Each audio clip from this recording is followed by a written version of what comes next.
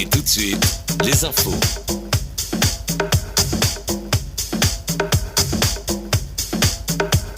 Et tout de suite, les infos.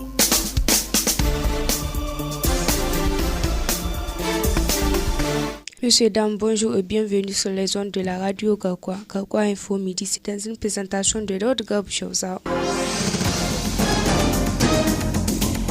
Au sommaire de ce journal, le général de brigade Abdurrahman Chani est promu au grade de général d'armée et les partis politiques sont dissous.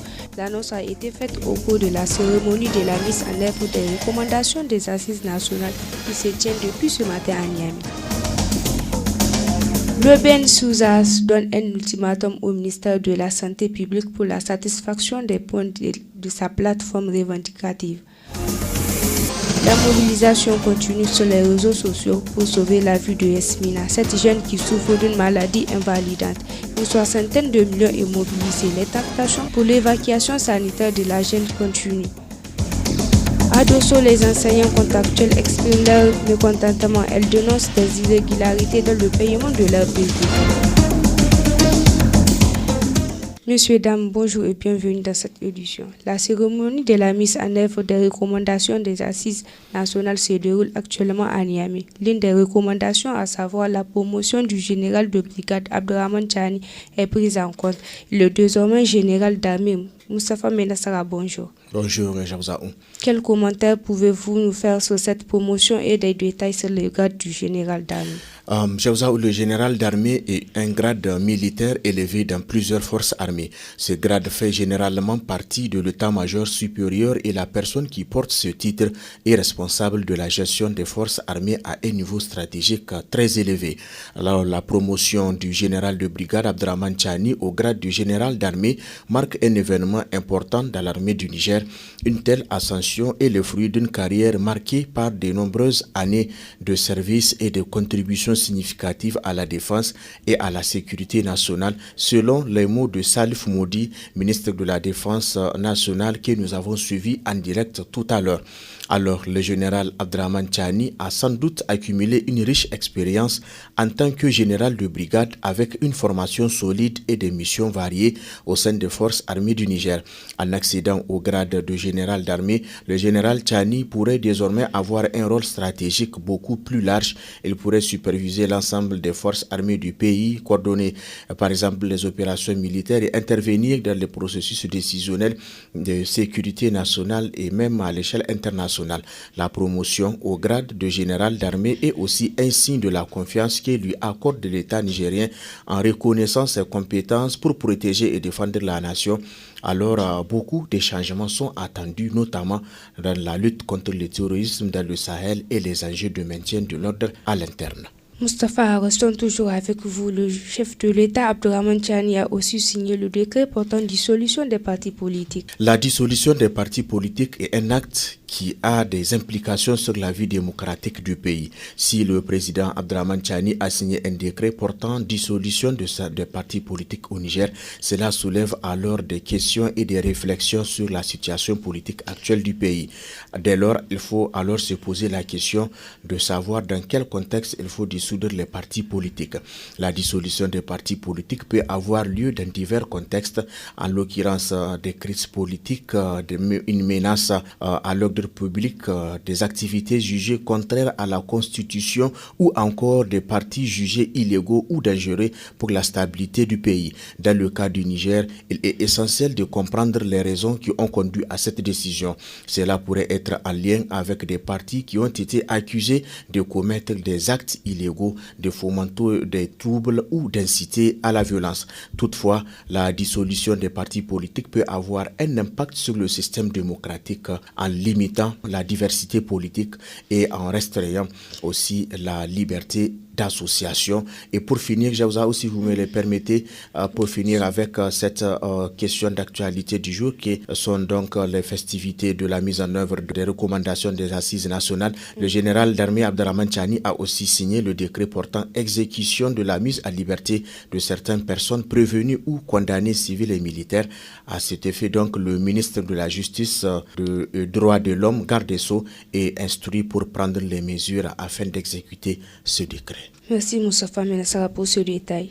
Le syndicat unique de la santé et de l'action sociale SUSAS donne un ultimatum au ministère de la Santé publique, ultimatum relatif au non-respect de certains points de la plateforme revendicative du syndicat, mais aussi la collaboration entre les deux entités qui devient rude. Ila Ibrahim, coordinateur régional du SUSAS. Hier, on avait lancé un ultimatum donc, à l'endroit de notre ministère de tutelle, c'est-à-dire le ministère de la Santé publique, donc de la population et de l'action sociale, concernant un certain nombre de points que le ministère, même en question, n'a pas respecté. C'est-à-dire, le premier point, entre autres, c'est le non-respect du protocole d'accord signé en date du 26 novembre 2024 entre le ministère de la Santé et notre syndicat.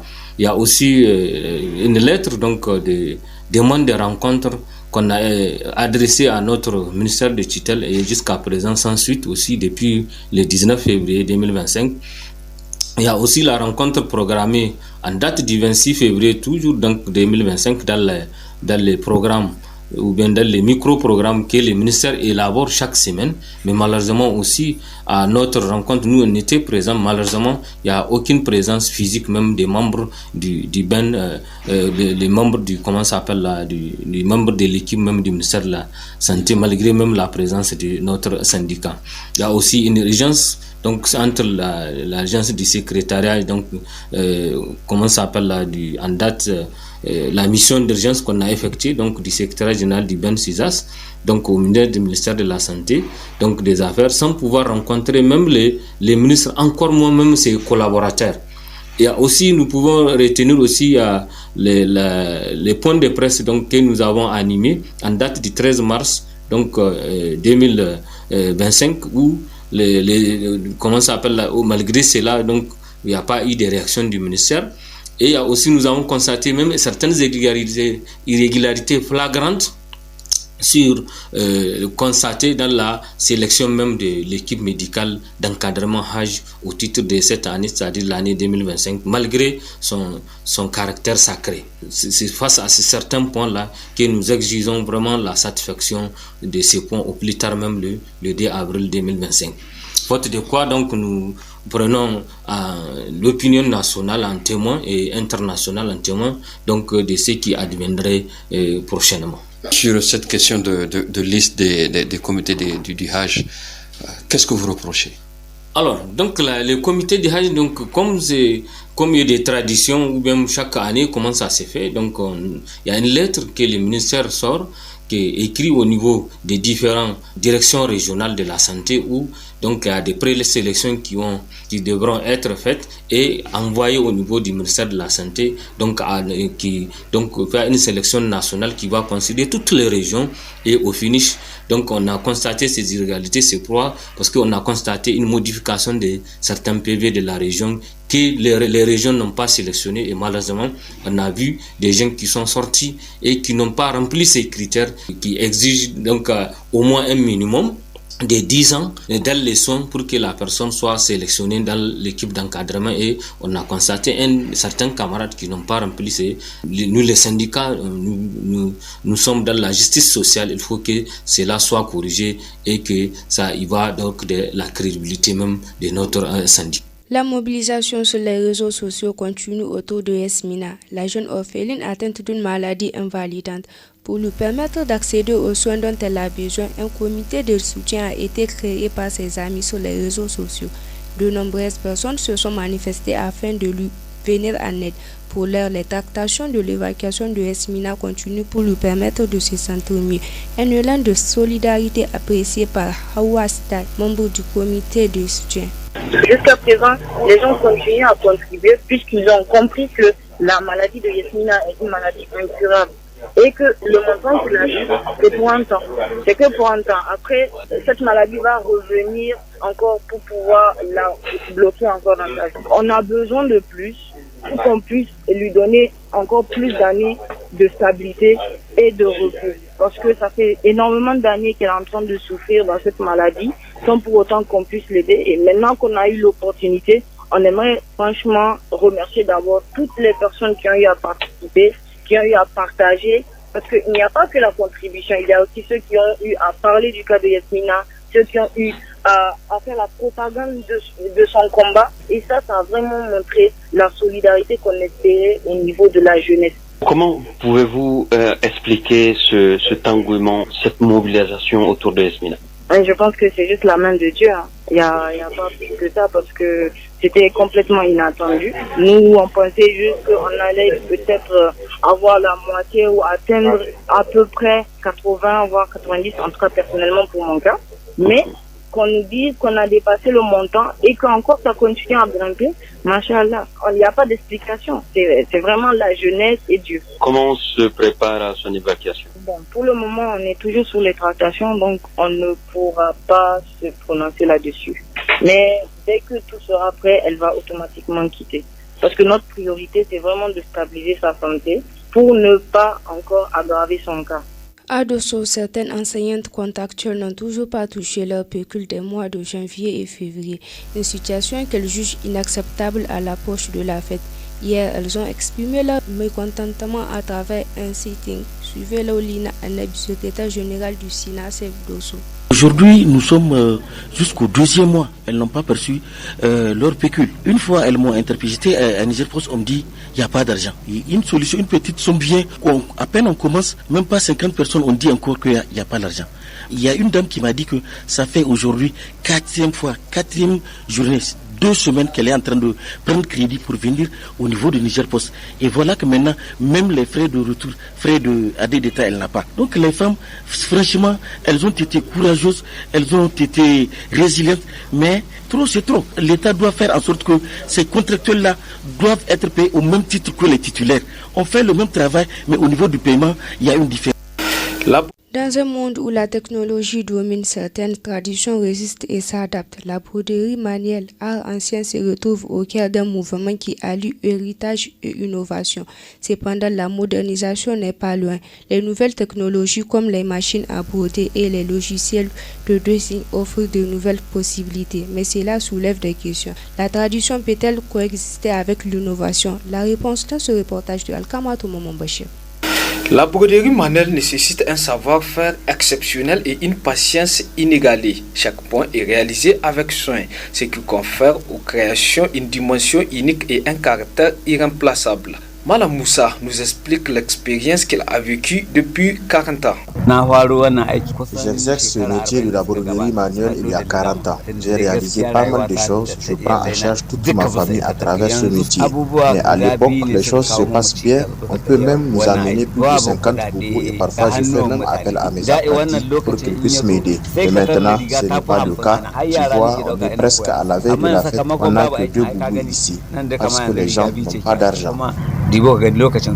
Pour Galadi Maharouna Ndaka, mélanger la broderie traditionnelle avec des designs modernes est une façon de garder l'image de la tradition.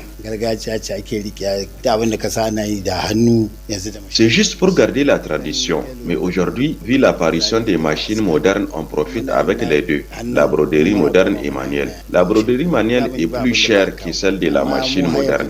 En effet, actuellement, j'ai 3 complets chez le tailleur.